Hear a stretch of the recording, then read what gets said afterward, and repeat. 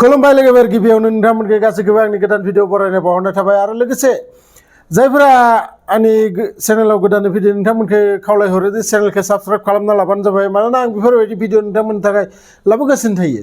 दिनैनि जि जाथाय आं नोंथांमोननो खोन्थानो सानदों बे भिडिअनि थ्रुयै बे जाथायखौ आसलते फोथायथावै जाथाय जाय जाथायखौ सासे टिचारा मावदों सासे टिउसन टिचारा मावदों आरो बेफोरबायदि जाथाय नोंथांमोनजोंबो जाहाथे जायाथो बेनि थाखाय आं भिडिअखौ नोंथांमोना साबधान जाथों होननानै लाबोनाय जाबाय। एक्चुअली सासे टिउसन टिचार आरो 13 बैसोनि सासे स्टुडेन्ट आरो बै 13 बैसोनि स्टुडेन्टजों बियो प्रेगनेन्ट जायो आरो प्रेगनेन्ट जानानै बियो मोनसे प्लान खालामो जे बै गथ'खौ लानानैनो बियो संसार जागोन आरो थांनाय 25 एप्रिल खालि बै गथ'खौ लानानै बियो खारखुमा लाङो।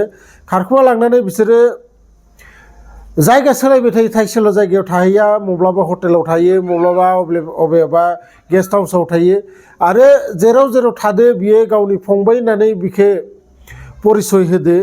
परिचय होनानै बेयाव जि एन्ट्रि खालामनांगौ बेफोरखौ एन्ट्रि खालामनानै बियो हरसे थाहैदो आरो बै थाहैनायावबो बिसोरो जेसेबां खुसि एसेबां गावसोरजों माने सेक्स खालामलायदों आरो लोगोसे मोनसे आरोबाव गेदेर बाथ्रा बेयावनो नोंथांमोननो आङो खिन्थाखानोसै।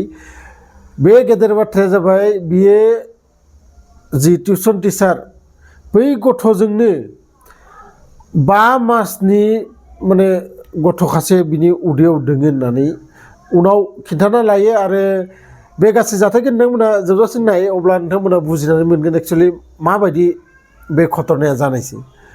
बे घटनाया ओरैबायदि जाहैयो, बै दि स्टुडेन्ट बिसा न'खराव सासे टिउसन टिचार नांगौ आरो बिफाया टिउसन टिचार बिदिनो नागिरबाय थानायाव सोरबा खोन्थायो जे बैयाव सासे बै समाव बोसोरथाम सिगांनि बाथ्रा, बै समाव बियो 21-20 बैसोनि जागोन।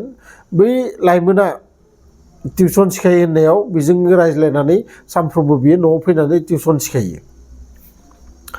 नाथाय जेब्लानो बियो स्टार्ट खालामो टिउसन सिखायनाय लासै बिहा माने स्टुडेन्टफोरा बारायनो हमो आरो गावनि न'आव माने गोबां स्टुडेन्टफोरा फैग्रा जायो। फैनायावनो बियो माने सम गैया जाहैबाय आरो सम गैया जाहैनायाव बियो बै फार्स्ट स्टुडेन्टनि बिफाखौ बुङो जे आं आरो नोंथांमोनाव फैनो हानाय नङा, नोंथांनि फिसालाखौ आंनि रुमाव थिनहरबानो जाबाय मानोना बेयाव गोबां स्टुडेन्टफोर फैयो, आं हारसिं दा सिखायनो हानाय नंला। बिदि बुंनायाव बिफाया सोंबाय फिसालानाव जे थांगोन नामा? फिसालाया बुङो आं थांगोन, बेयावनो थांगोन। आरो बेयाव थांनानै बियो टिउसन सिखायहैयो। गेजेरावनो बिनि रिजाल्टफोरा सिगांनिख्रुइ गाज्रि जालांनो हमो आरो बिमा बिफाया बिखौ बुङो जे टिउसन टिचारखौ सोलायना लादों, गुबुन टिचार ला।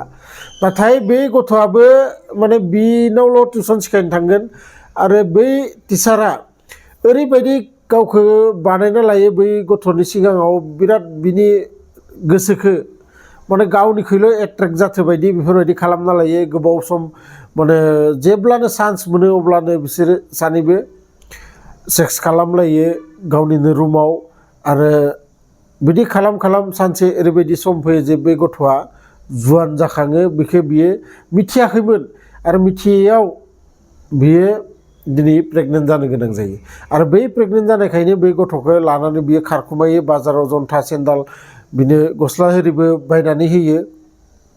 बायना होनानै बेखौ लाना थाङो बरदरा होननाय थाइसे जायगायाव आरो बै बरदरायाव थांनानै फार्स्ट नाइट बिथांमोना हटेल गंसेयाव थायो, जाय हटेलाव बिसोरो बुङो जे बै गथ'खौ गावनि फंबाय होननानै बै टिचारा। आरो बिदि थानानै हरसे बेयाव थाना अखानायै जयपुराव थाङो, जयपुरनिफ्राय दिल्लीयाव थाङो। बिदि बिसोरो सान बा सान माने जायगाखौ सोलायबाय थायो हमजानो गिनानै। जेराव CCTV केमेरा बायदि दोङो बेफोराव माने गंनानै थाबायो। बेफोरबायदि खालाम पुलिसफोरा खबर मोनो जे गंसे बासाव सानैबो फैगासिनो दङ होननानै। बैनि खोनानानै लोगो पुलिसफोरा बै जयपुरनिफ्राय आहमदाबाद थांबायदोंमोन बिसोरो आरो बै लामायाव पुलिसफोरा चेक पस्ट बहायो। बेयाव चेक खालामबाय थानायावनो गंसे बासनि सिङाव सानैखौबो एरेस्ट खालामो।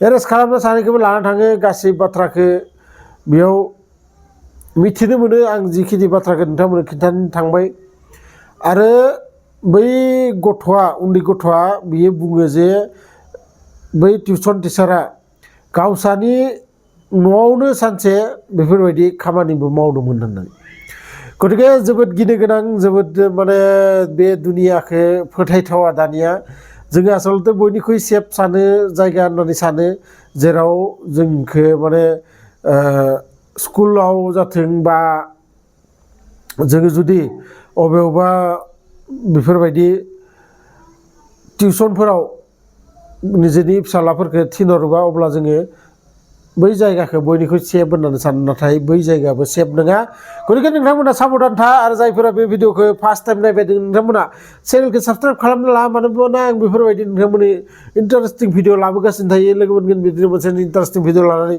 नेक्स्ट भिडिअ अब्लासिम गोजोन्थों।